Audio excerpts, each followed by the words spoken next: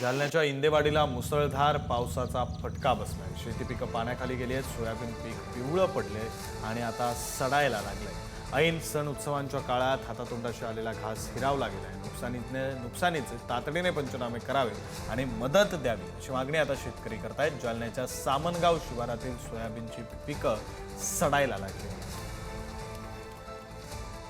सध्या जालना जिल्ह्यासह संपूर्ण मराठवाड्यामध्ये जोरदार पाऊस बरसत आहे। त्यामुळे अनेक भागातील शेती पिकांचं मोठ्या प्रमाणात नुकसान झाल्याचं पाहायला मिळत आहे।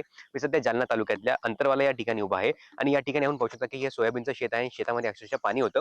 आपण जर पाहायला गेलं तर या ठिकाणच्या शेतकऱ्यांनी सांगितल्याप्रमाणे काल अक्षरशः गुडघ्या इतकं पाणी होतं। आता हे पाणी काहीसं ओसरल्याचं पाहायला मिळत आहे। मात्र पाणी जरी ओसरलं असं तरी पिकांचं मोठ्या प्रमाणात नुकसान झालेलं आहे। पिकं पिवळी पडलेली आहेत, त्याचबरोबर काही पिकं सडली देखील आहेत। त्यामुळे आता इथून उत्पन्न काही होणार नाहीये।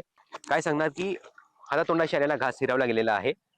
किती दिवसांपासून पाऊस चालू आहे आणि काय नुकसान झालंय तुमचं? 5 दिवसापासून पाऊस चालू आहे। रात्री थोडा कमी झाला, पण पाणी थोडं ओसरलं होतं, परत आलंय पाणी रात्रीच्या बुरबुरीने आणि इतका पाऊस झालेला आहे की माल पूर्ण तर गेलेच गेले। पण आता इथून येणारं पीक आम्हाला पेरणीसाठी आता तात्काळ मदत पाहिजे आम्हाला।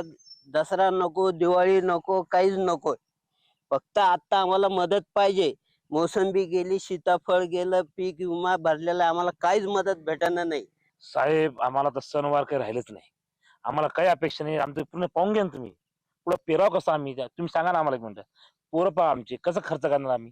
फार वाईट परिस्थिती हो। हे अवकाळी पाऊस म्हणजे सोपी गोष्ट आहे सांगा। लहान पोरं सगळ्यांना सांभाळ लागतो आम्हाला। आज आमचे हाल पाका आहेत। पाणी पाहा तुम्ही, वर सगळेजण पाका आले आमचे। या सरकार एवढीच विनंती कधी कृपा करा आमच्यावर। आम्हाला सणवार पण नका देऊ, पण पुढे पेराव कसं आम्ही। तुम्ही विचार करा शेतकऱ्याचा तरी। थोडी दया माया दाखवा मग सरकारला। नेक्स्ट पीक जे पेरणार आहे आम्ही त्यासाठी लवकरात लवकर मदत करावी, कारण की आता हातचं पीक तर गेलेलं आहे।